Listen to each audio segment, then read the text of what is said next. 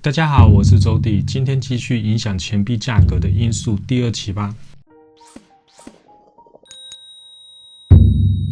状态，这状态是什么呢？常常很多外行人会被内行人的一些用语搞得更加一头雾水。常常听到专家们说：“哎呀，这枚味道真好，这枚币的气氛不佳，压力不对，状态不行啊。”简单说，品相是决定价格的重要因素，状态就是能为这个价格加分，当然也能是扣分啦。如果钱币品相能比喻是房地产的地段、屋龄的话，状态呢就是房子的楼层、格局、方位，是不是凶宅，有没有漏水、壁癌等等。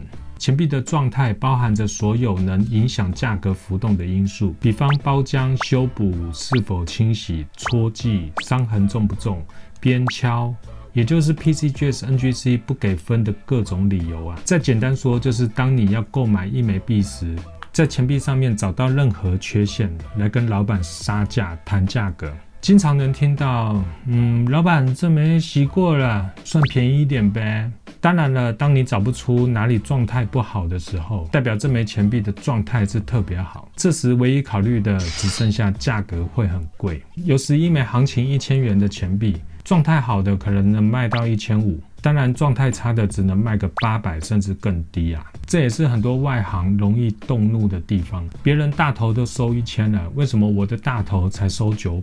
你的原大头品相很有可能是这里的品相等级 VF， 或是状态不好。以老银币来说，最影响价格的状态就是包浆了，所以常常可以看到很多拍卖上打着黑包浆就能卖高价。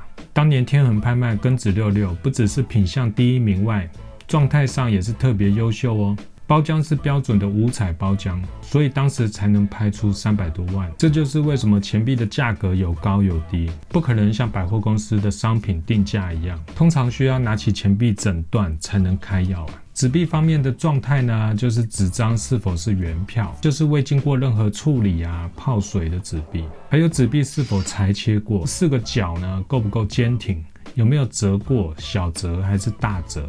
过去30年前状态好的钱币差价不到1成，10年前开始有到2-3成。这1-2年呢，发现状态好的钱币与普通状态的差价能差到1倍啊！看来过去的收藏家有坚持找好状态的钱币来收藏就没错了。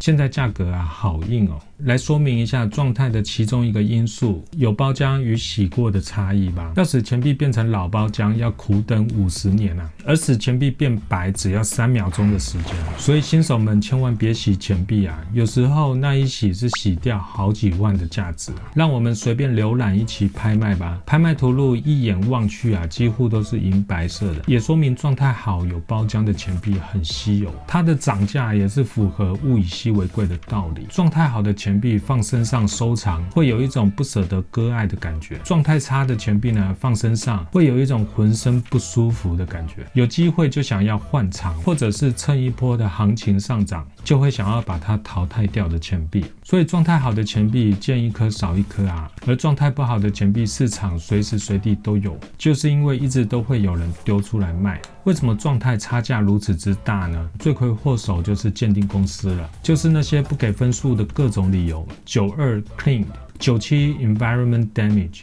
都是钱币状态不好的标签。说直白一点，就是现在的人都指明要鉴定公司有分的才要，没分的不要。刚好说到鉴定公司，就来说一下吧。不同的鉴定公司也是会影响价格的不同。以老银币来说，目前 PCGS、NGC 入盒有分，比起国内鉴定公司价格来得高，也已经是事实了。不过国内的鉴定公司近几年来也已经开始被认可，将来价格会不会也跟着上去呢？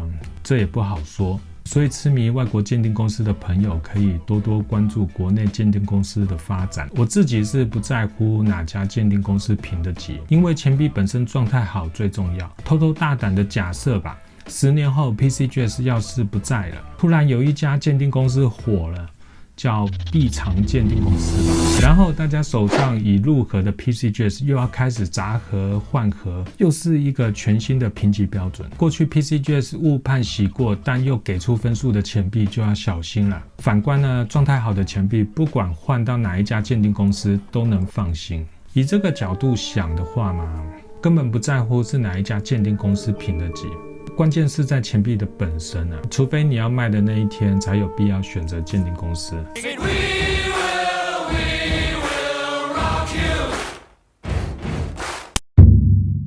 再来说名家效应，过去多位钱币收藏家，像是马定祥、耿艾德、古德曼、张秀清、刘改造等等，都是大佬级的收藏家。只要打上是他们的旧藏，价格多多少少会抬高不少。因为是传承有序嘛，真假无疑，他们的东西都有用书记载下来，都能找到图片对比。尤其以前一些样币数量太少，鉴定公司根本没看过第二枚，何能断定真假呢？只要得知是出于某某知名的藏家，经过对比图片后就能直接入盒。当然还有很多因素，像是选择对的平台来卖，甚至好的运气。好的，还有其他影响钱币价格的因素，都可以在下面留言讨论哦。今天的内容就差不多这样，我们下次见，拜拜。